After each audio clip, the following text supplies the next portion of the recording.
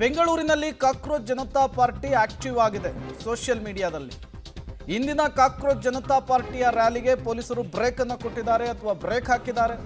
ಇದರ ಬೆನ್ನಲ್ಲೇ ನಾಳೆ ಕಾಕ್ರೋಚ್ ಜನತಾ ಪಾರ್ಟಿ ಸಭೆಯನ್ನು ನಡೆಸುತ್ತಾ ಅಂತ ಸೋಮವಾರ ಸಭೆಯನ್ನು ನಡೆಸಿ ಮುಂದಿನ ಕಾರ್ಯಕ್ರಮದ ರೂಪುರೇಷೆಯನ್ನು ರೆಡಿ ಮಾಡುತ್ತಾ ಫ್ರೀಡಂ ಪಾರ್ಕ್ನಲ್ಲಿ ಮಾತ್ರ ಅನುಮತಿಯನ್ನು ಪಡೆದು ಕಾರ್ಯಕ್ರಮವನ್ನು ನಡೆಸಿ ಅಂತ ಪೊಲೀಸರು ಸೂಚನೆ ಕೊಟ್ಟಿದ್ದಾರೆ. ಸಭೆಯ ಬಳಿಕ ಮತ್ತೆ ಬೆಂಗಳೂರಿನಲ್ಲಿ ಕಾರ್ಯಕ್ರಮವನ್ನು ಹೇಗೆ ನಡೆಸಬೇಕು, ಯುವಕರನ್ನು ಹೇಗೆ ಸೆಳಿಬೇಕು ಅನ್ನುವಂತಹ ನಿಟ್ಟಿನಲ್ಲಿ ಒಂದು ನಿರ್ಧಾರವನ್ನು ತೆಗೆದುಕೊಳ್ಳುವಂತಹ ಸಾಧ್ಯತೆ ಇದೆ.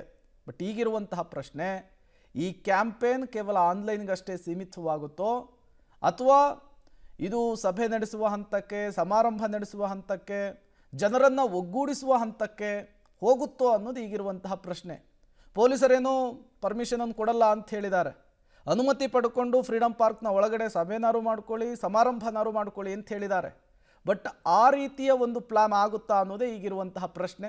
ಬಹುತೇಕ ನಾಳೆ ಅದಕ್ಕೆ ಉತ್ತರ ಸಿಗುತ್ತೆ. ಡೀಟೇಲ್ಸನ್ನು ಕೊಡೋದಕ್ಕೆ ನರಸಿಂಹಮೂರ್ತಿ ನೇರ ಸಂಪರ್ಕದಲ್ಲಿ ಜಾಯ್ನ್ ಆಗಿದ್ದಾರೆ. ನರಸಿಂಹಮೂರ್ತಿ, ಯಾವುದೇ ಕಾರಣಕ್ಕೂ ಟೌನ್ ಹಾಲ್ನ ಮುಂಭಾಗಕ್ಕೆ ಪ್ರತಿಭಟನೆಗೆ ಅವಕಾಶ ಇಲ್ಲ, ಸಭೆ ಸೇರೋದಕ್ಕೆ ಅವಕಾಶ ಇಲ್ಲ ಅಂಥೇಳಿ ಪೊಲೀಸರು ಹೇಳಿದ್ದಾರೆ.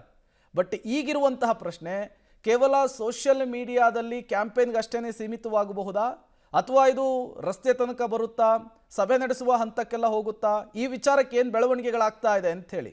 ಪ್ರೇಮ್, ಕಾಕ್ರೋಚ್ ಜನತಾ ಪಾರ್ಟಿ ಸದ್ಯಕ್ಕಂತೂ ಸೋಷಿಯಲ್ ಮೀಡಿಯಾದಲ್ಲಿ ಆಕ್ಟಿವ್ ಆಗಿರುವಂತಹ ಪಾರ್ಟಿ. ಆದರೆ ಸೋಷಿಯಲ್ ಮೀಡಿಯಾವನ್ನು ಹೊರತುಪಡಿಸಿ ಅಧಿಕೃತವಾಗಿ ಇದು ಪಾರ್ಟಿಯಲ್ಲ. ಕಾರಣ, ಚುನಾವಣಾ ಆಯೋಗದಲ್ಲಿ ಈ ಪಾರ್ಟಿಯ ಹೆಸರನ್ನು ನೋಂದಾವಣಿ ಮಾಡುವ ಕೆಲಸವನ್ನು ಈವರೆಗೂ ಕೂಡ ಯಾರೂ ಮಾಡಿಲ್ಲ. ಹೀಗಾಗಿ ಇದು ಕೇವಲ ಸೋಷಿಯಲ್ ಮೀಡಿಯಾಕ್ಕಷ್ಟೇ ಈವರೆಗೂ ಕೂಡ ಸೀಮಿತವಾದಂತೆ ಕಂಡು ಬರ್ತಿದೆ. ಮುಂದೆ ಯಾರಾದರೂ ಈ ಒಂದು ಪಾರ್ಟಿಯ ಹೆಸರಲ್ಲಿ ಚುನಾವಣಾ ಆಯೋಗದ ಮುಂದೆ ಅರ್ಜಿಯನ್ನು ಹಾಕ್ಕೊಳ್ತಾರೆ ಏನು ಎತ್ತ ಅಂತೇಳಿ ಗೊತ್ತಿಲ್ಲ. ಆದರೆ ಕರ್ನಾಟಕದಲ್ಲಂತೂ ಇದನ್ನು ಒಂದು ಮಟ್ಟಿಗೆ, ಅಂದರೆ ಈಗ ಇಲ್ಲಿ ಕಾಕ್ರೋಚ್ ಜನತಾ ಪಾರ್ಟಿ ಹೆಸರಲ್ಲಿ ಒಂದಷ್ಟು ಫಾಲೋವರ್ಸ್ಗಳೇನು ಅತಿ ಹೆಚ್ಚಿನ ಸಂಖ್ಯೆಯಲ್ಲಿ ಕಂಡು ಬಂದರು. ಆ ಸಂದರ್ಭದಲ್ಲಿ ಇದನ್ನು ಕೇಂದ್ರ ಸರ್ಕಾರದ ವಿರುದ್ಧ ಜನರು, ಒಂದಷ್ಟು ಯುವ ಜನತೆ ಏನಿದೆ ಅವರು ಒಗ್ಗೂಡದಂತೆ ಕಂಡು ಬರ್ತಿದೆ. ಅವರ ಆಕ್ರೋಶದ ಧ್ವನಿ ಇದು ಅನ್ನೋ ಮಟ್ಟಿಗೆ ಬಿಂಬಿಸುವ ಪ್ರಯತ್ನವನ್ನು ಸಹ ಮಾಡಲಾಯಿತು. ಆದರೆ ಇದ್ಯಾವುದು ಕೂಡ ಸದ್ಯಕ್ಕೆ ಒಂದು ರೀತಿ ಮುಂದುವರೆದು ಅದರ ಕ್ರಮಗಳು ಅಥವಾ ಬೇರೆ ಬೇರೆ ರೀತಿಯಾದಂತಹ ರೂಪುರೇಷೆಗಳು, ಪ್ಲಾನ್ಗಳು, ಹೋರಾಟಗಳು ಇದ್ಯಾವುದು ಕೂಡ ಸದ್ಯಕ್ಕಂತೂ ಕಂಡು ಬರ್ತಿಲ್ಲ. ಆದರೆ ಇವತ್ತು ಆಯೋಜನೆಯಾಗಿದ್ದಂತಹ ಸಭೆ ಏನಿದೆ ಆ ಸಭೆಯನ್ನು ಮೊಟಕುಗೊಳಿಸುವ ಕೆಲಸವನ್ನು ಪೊಲೀಸರು ಮಾಡಿದ್ದಾರೆ.